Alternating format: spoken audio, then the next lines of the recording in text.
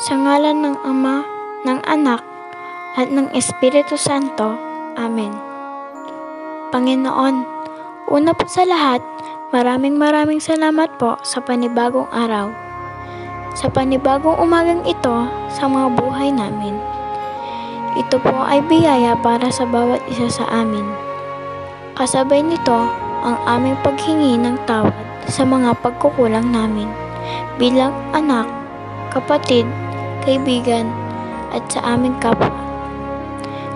Sa ganitong panahon, ay gamitin niyo po kami bilang instrumento at kami po ay malugod na susunod. Ngayon kami po ay kumakaharap sa isang pandaigdig na krisis kaugnay ng paglaganap ng virus na COVID-19. Kami po ay nagpapakumbaba at sumasamong iyong dinggid ng aming mga panalangin. Inilalapit po namin ang mga taong nagkaroon ng karamdaman dahil sa virus na ito. Sila po nawa ay agaran mong pagalingin. Ang kanilang lakas ay iyong panumbalikin. Hinihiling po namin sa iyo na protektahan ang mga walang sakit, lalo na po ang mga nurse, ang mga doktor at ang iba pang mga taong nangangalaga sa mga may karamdaman.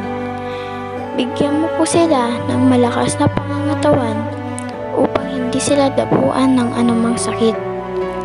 Palakasin mo po sila sa mga panahong sila ay pagod na at aliwin sa mga panahong sila ay pinaghihinaan ng loob. Bigyan mo po ng katalinuhan at kaliwanagan ng isip ang mga namumuno sa aming bansa. Tulungan mo po silang magpasya ng naaayon sa iyong kalooban, alang-alang sa ikabubuti ng nakararami. Lingapin mo po ang aming mga kababayang nawalan ng mga hanap buhay.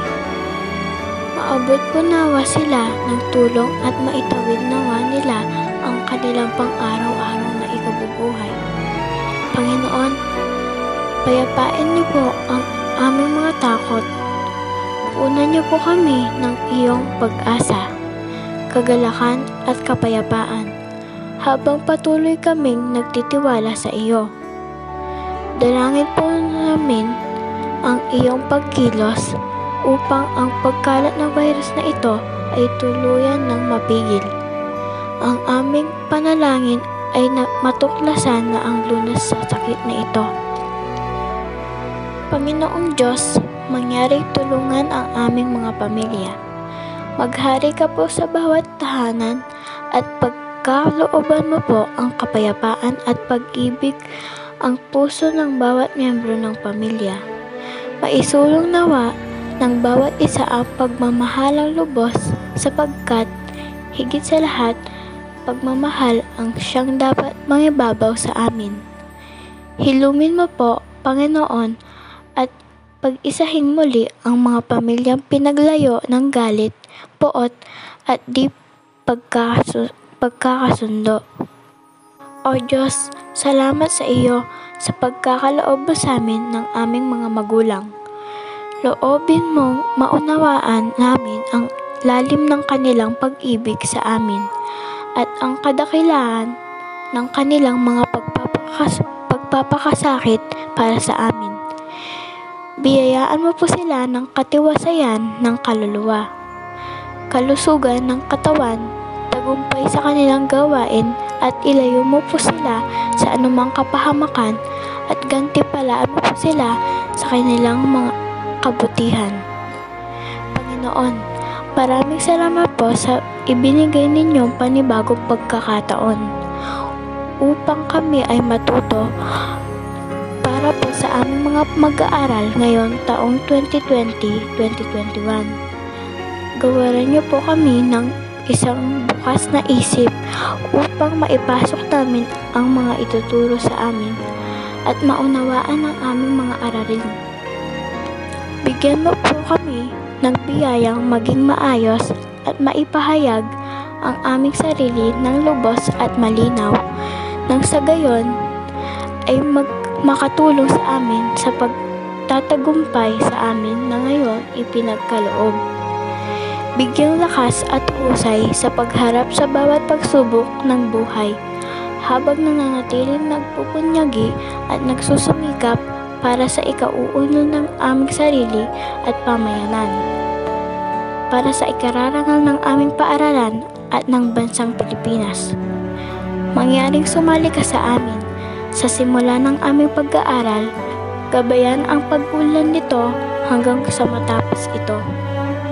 Para naman po sa aming mga guro, Panginoon, mangyari pong alagaan ang aming mga guro.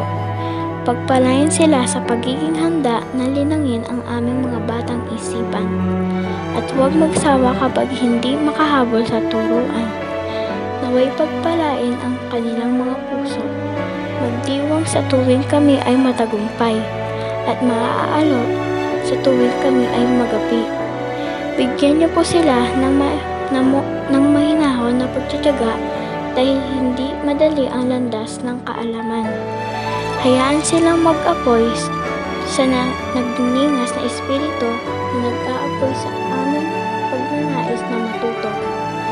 Tulungan niyo po silang makita ang talento ng bawat mag-aaral. Wala sa marka ang halaga, kundi sa pananalig nila. Ikintal sa kanila ang walang humpay na pagkauhaw sa karunungan, at ang mga bagong kaalaman at karanasan ay hindi dapat katakutan. Turuan po ninyo silang masiglang abutin ang alapaap na kasing sigla at kasing tayog ng sarili naming mga pangarap. Tanglawan po ng iyong mabuting halimbawa ang kaguruan upang makapagtayo sila sa pamamagitan ng kanilang pangungusap, upang makapagmahal sila sa pamamagitan ng kanilang isipan, upang makapagbahagi sila sa pamamagitan ng kanilang mga puso.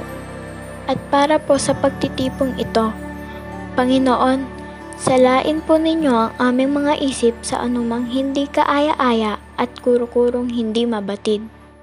Linisin po ninyo ang aming mga dila sa mapapait na salita at pahayag na maaring makasakit. Tanggalin po ninyo ang mga puwing sa aming mga mata, nang kami malinaw na makakita sa pananaw ng damdamin ng iba. Alisin po ninyo ang balakid sa aming mga pandinig, upang aming maulinigan hindi lamang ang mga tinig, subalit ang nilalaman at adhikain ng ating paaralan.